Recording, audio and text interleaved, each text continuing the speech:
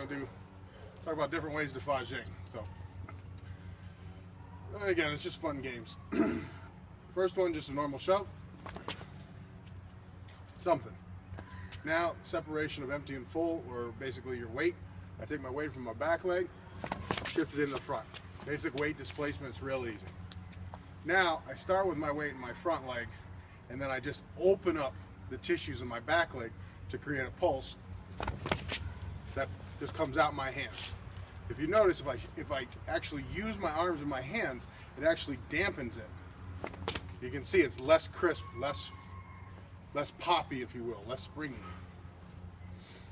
But if I'm here and I open up tissues in my leg, my back, and my arm, you can see that it comes out and it has a certain pop.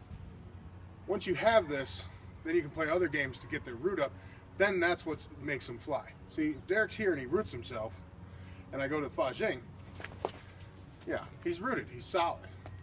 But the trick is that you subtly cut their root. See, you can do any different things. Root yourself, it doesn't matter. You know, depending on your style, you figure out how to cut people's root.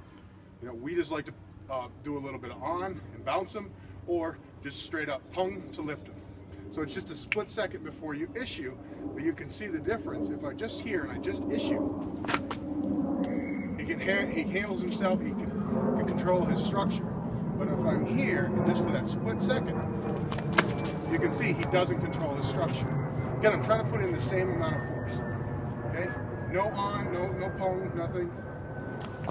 He handles it. He can control himself. Now I'll do on. And it bounces it. There's just other different techniques that you can do. But the idea is, you know, my teacher, Bruce Francis, one of his favorite sayings came from one of his teachers: never hit a man that can defend himself.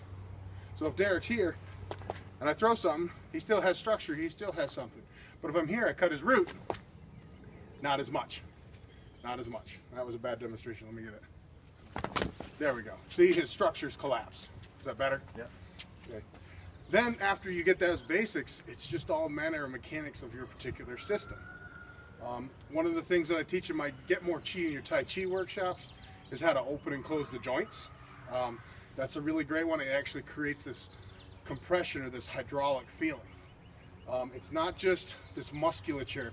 You actually learn how to get inside the joint capsules and start opening and closing that fascia around the capsule, and then deeper in, and you actually get into the fluids. It can feel a little esoteric, but really it's just getting down and feeling what's going on inside your body. So, just as an example, you saw the other fa jings. Here's one where I compress my joints and I open my joints. That has got more of a jarring feeling to it. Most definitely. It's got boom. You can do it the exact opposite way too. You can open your joints, compress your joints. Does that have a jarring but still different effect? And then you can just play however you want. You can close the top, open the bottom. It depends on your own capacity and ability and how flexible the inside of your body is. Just to show you an example, I'll close the bottom joints and open the top joints. And that creates a certain effect.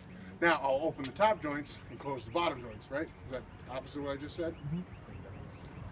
Close the bottom, open the top. Close the bottom, open the top. Okay, and then just to make sure I get it, I'll do the exact opposite.